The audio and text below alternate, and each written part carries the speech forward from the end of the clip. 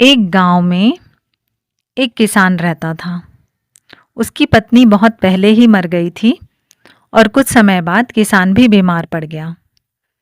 मरते समय उसने अपने बेटे की सेवा भाव को देखते हुए उससे कहा, बेटा, मैं तुम्हें धन तो नहीं दे सकता, लेकिन आशीर्वाद देता हूँ कि तुम मिट्टी को भी छुओगे तो वह सोना बन जाएगी।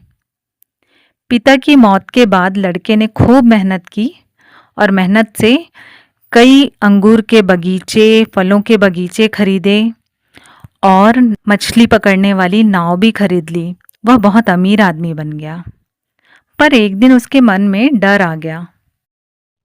मुझे डर है कि इतनी संपत्ति जो मेरे पास है एक दिन कहीं चली न जाए।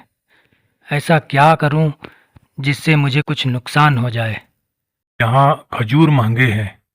यहाँ से महंगे दामों में खजूर खरीद लो और ईरान जाकर बेचो, क्योंकि वहाँ खजूर सस्ते हैं। तुम्हें नुकसान जरूर होगा। उसे अपने दोस्त की सलाह बहुत पसंद आई। वह ऊँटों पर खजूर लादकर ईरान की ओर चल पड़ा। रास्ते में मिस्र का राजा सफ़ेद घोड़े पर आया, जिसके साथ सैनिक रेत छल रहे थे।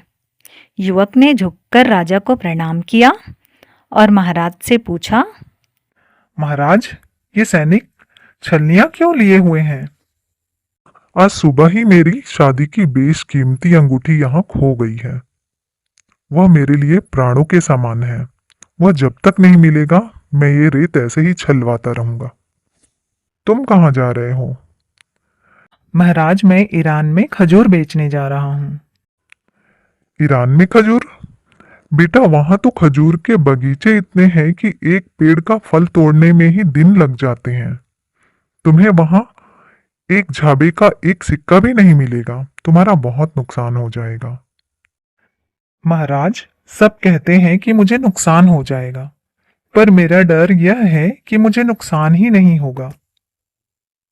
मेरे पिता ने मुझे आशीर्वाद दिया था कि तुम मिट्टी को भी छुओगे तो वह सोना बन जाएगा।